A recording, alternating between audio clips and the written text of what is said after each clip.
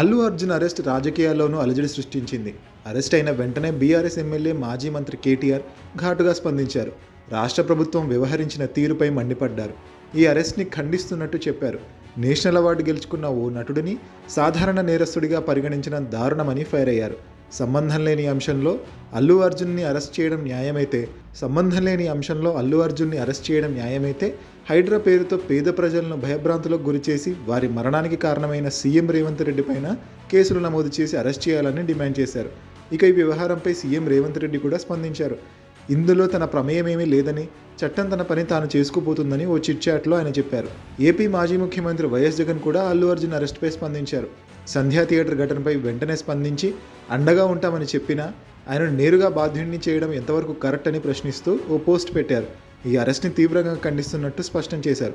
ప్రస్తుతానికి ఈ కేసులో అల్లు అర్జున్కి 4 వారాల పాటు మధ్యంతర బెయిల్ లభించింది. ఇక హైకోర్టులో వేసిన క్వాష్ పిటిషన్ విచారణను జనవరి 21కి వాయిదా వేసింది.